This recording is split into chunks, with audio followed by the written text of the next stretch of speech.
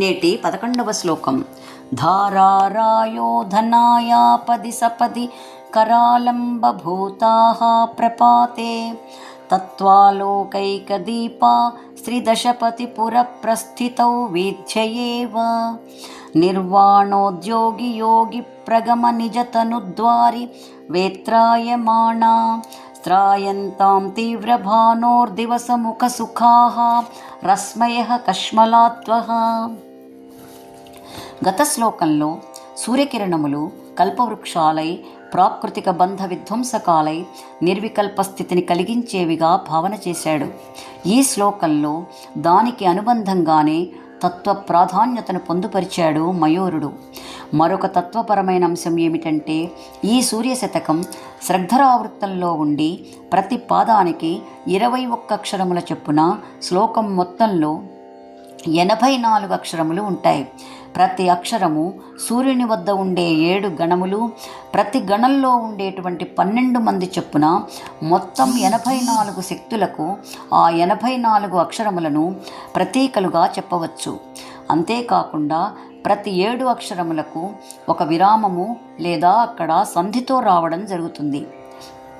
ఆ విధంగా 7 అక్షరముల విభజనతో ఈ శ్లోకాలను పఠించగలిగితే ఆ శబ్దశక్తి ఆ సూర్యగణములను స్తుతించిన లేదా ఉపాసించిన ఫలం లభిస్తుందని మయూర మహాకవి యొక్క తత్వపరమైన అంతరార్థమై ఉండవచ్చు.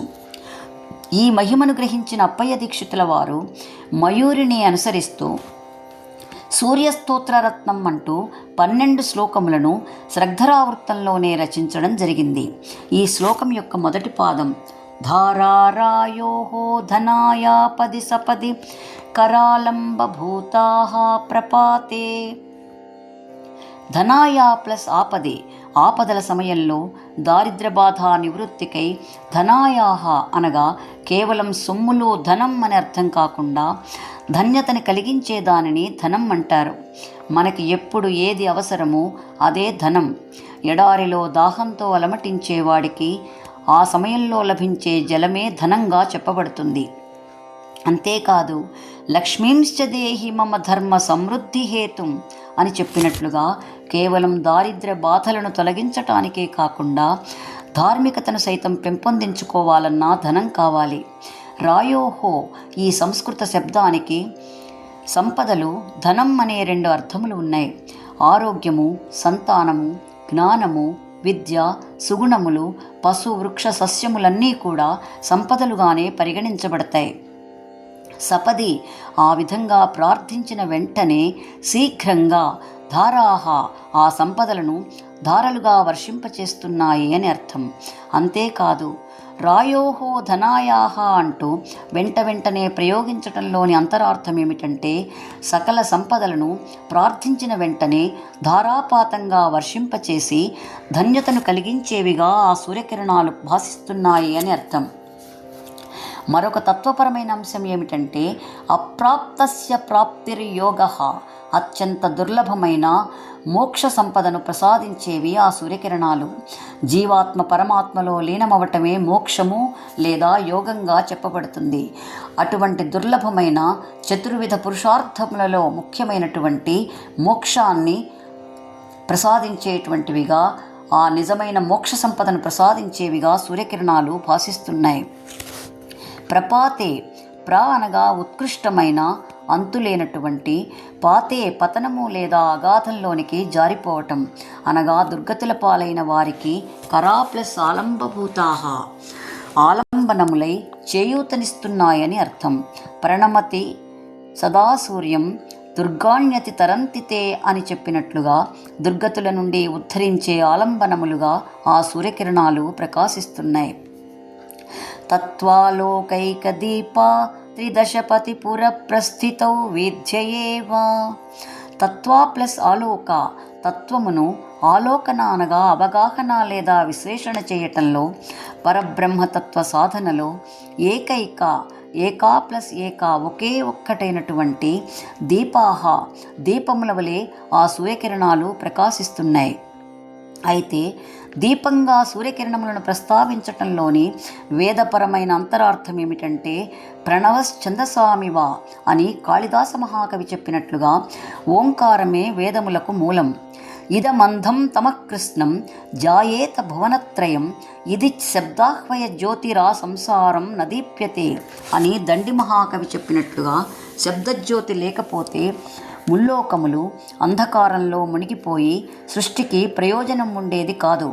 హిరణ్యగర్భరూప చతుష్టయాభిమాని దేవతాత్మనే పరబ్రహ్మణే నమః అనే వేదమంత్రం ప్రకారంగా ఓంకారం నుండి వెలువడిన రుక్ యజుత్ సామములనడి శబ్దార్థ స్వరూపములతో జ్యోతిర్మండలంగా శబ్దజ్యోతి అయి ప్రకాశించే ఆ సూర్యమండలం భౌతిక ప్రపంచాన్నే కాకుండా పరంజ్యోతి అయి శబ్ద ప్రపంచాన్ని సైతం ప్రకాశింపజేస్తూ యోగులు ఆ వేదస్వరూపుడైన పరమాత్మని తెలుసుకోగలిగే విధంగా ఆ సూర్యకిరణములు దీపములై ప్రకాశిస్తున్నాయి. గావో అనే పదానికి గోవులు అనే కాకుండా వాక్కులు అనే అర్థం కూడా ఉన్నది. గవాం సర్వశబ్దానాం పతి అని చెప్పినట్లుగా సర్వమంత్రరాశికి వాక్కులకు పతి అయి శబ్దజ్యోతిగా ఆ సూర్యకిరణాలు ప్రకాశిస్తున్నాయని వేదపరమైన అంతరార్థం. జ్ఞానాదేవహి కైవల్యం, జ్ఞానం మాత్రమే కైవల్యాన్ని ఇవ్వగలదు. ఆ జ్ఞానాన్ని శబ్దజ్యోతిగా ప్రకాశిస్తున్న సూర్యమండలం నుండి యోగులు గ్రహించి తమ అజ్ఞానాంధకారాన్ని పోగొట్టుకుని కైవల్యాన్ని పొందగలుగుతున్నారు. త్రిదశపతి అనగా దేవేంద్రుడు.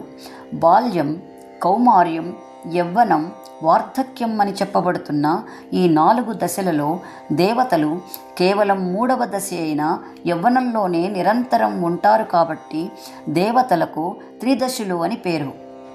ఆ దేవతలకు పతి అయిన వాడు దేవేంద్రుడు. ఆ దేవేంద్రుని యొక్క పురం స్వర్గం లేదా అమరావతి. ప్రస్థితవు ఆ అమరావతి వైపుకు ప్రయాణింపచేసేవిగా ఏవా ఆ సూర్యకిరణములు, వీథ్య దారి లేక మార్గము ఆ స్వర్గపు దారులను చూపించేవిగా, ఉత్తమ గతులను కలిగించేవిగా ఆ సూర్యకిరణాలు ప్రకాశిస్తున్నాయి. అంతేకాదు సూర్యరథం ఊర్ధ్వముఖంగా వినువీధిలో ప్రయాణం చేస్తుంది. అలాగే మన మనస్సుని కూడా అంతర్ముఖం చేసి ప్రత్యేగాత్మయై మనలను ఆ సూర్యకిరణములు ఊర్ధ్వలోకముల వైపుకు నడిపించి ఉత్తమగతులు కలిగించేవిగా మయూర మహాకవి యొక్క వేదపరమైన అంతరార్థం.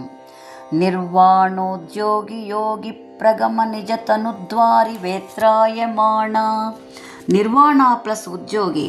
నిర్వాణము అనగా కేవలం మోక్షం పొందాలనే ఉద్యోగి ఆకాంక్షతో, కోరికతో, సాధనతో ప్రయత్నించేటువంటి యోగులకు, ముముక్షువులకు విశ్వరూప జాగరణి స్వపంతి తైజసాత్మిక సుప్త ప్రాజ్ఞాత్మికా తుర్య సర్వావస్థ వివర్జితే అని లలితా సహస్రంలో చెప్పినట్లుగా విశ్వరూపుడై సకల ప్రపంచములకే కాక సామాన్యులకు సైతం జాగ్రత్తావస్థను కలిగించే ఆ సూర్యదేవుడే యోగులను జాగ్రత్త, స్వప్న, సుషుప్తావస్థలను సైతం దాటించి తురీయ స్థితికి చేర్చడమే నిర్వాణంగా చెప్పబడుతుంది.